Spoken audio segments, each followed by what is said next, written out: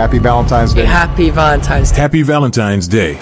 It's one of the biggest celebrations around the world, with billions of dollars spent on chocolates, flowers, and cards in just a single day. But the question is, should we even celebrate it? That's a big debate. Some say stop celebrating Valentine's Day, but let's dig deeper into its origins and why it's so commercialized. Welcome to Dark Side Tale. Let's rewind 2,000 years. Back then, there was only one superpower, the great Roman Empire. And when their empire reached its peak, Allah sent a mighty prophet, Jesus, right into the heart of it. Jesus was different from all other prophets because not only was he born through a miracle, but he was also given the unique power to heal the sick with just a touch of his hand. As Jesus grew, he started helping the poor people of Palestine and became the most famous man there at a very young age. Wherever he went, crowds gathered to see him, but Jesus didn't care about fame. He began exposing the Jewish scholars of that time, speaking truths no one dared to say.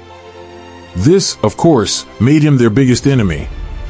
Soon, these scholars began plotting against Jesus.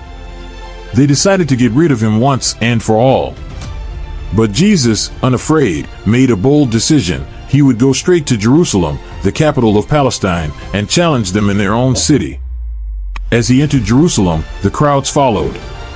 When he arrived at the sacred site of Baitul Maqdis, he was shocked to see it had turned into almost a bank, with money changers and people collecting donations from the poor. Filled with anger, Jesus overturned all the tables and drove the bankers out.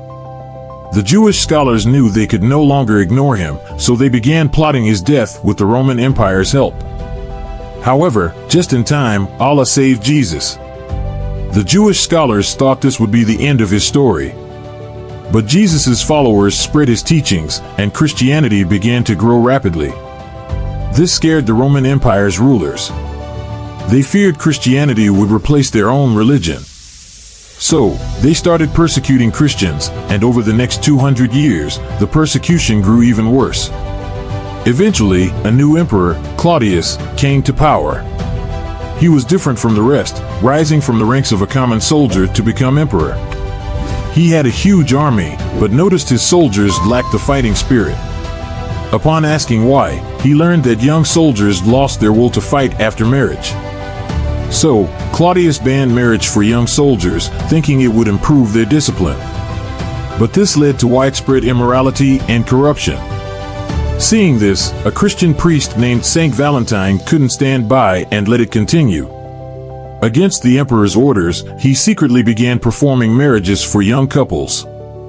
His actions soon reached the emperor's ears, and Valentine was arrested. While in prison, couples who had been married by Valentine began visiting him, leaving flowers outside his cell. Valentine's last act before his death was writing a letter to a young girl, signing it "From your Valentine." The next day, on February 14th, he was executed. In Roman times, February 14th wasn't just any day. It was a day of wild, shameless celebrations meant to please the Roman gods.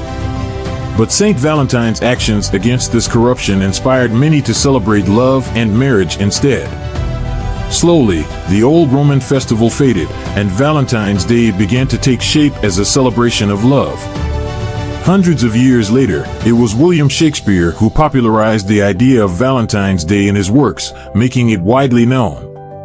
Over time, historical figures like Napoleon and Queen Victoria also celebrated it, and soon, the whole world was aware of the holiday. However, it wasn't until after World War I that Valentine's Day really took off globally.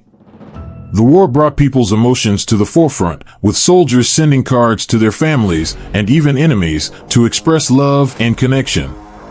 A small businessman, Hallmark, took advantage of this by printing millions of Valentine's Day cards, sparking a worldwide phenomenon. As the years went by, the commercialization of Valentine's Day exploded. Hallmark, followed by other companies, made billions selling cards, chocolates, flowers, and more. Today, Valentine's Day is the biggest commercialized holiday, but it also brings a lot of pressure, especially with companies pushing for people to spend money on gifts. Ironically, this has caused many people to feel more isolated or even depressed, as they can't meet society's expectations for the holiday. Some cultures and religions, like certain Christian and Muslim communities, also see it as a commercialization of love, forgetting the true mission of Saint Valentine, which was to promote love and marriage, not materialism. In the end, if you're celebrating Valentine's Day today, just remember, it's not about love in the purest sense, but about the massive companies pulling the strings to make you spend money on gifts. It's a reminder of how history, religion, and commerce have all shaped this day into what it is today.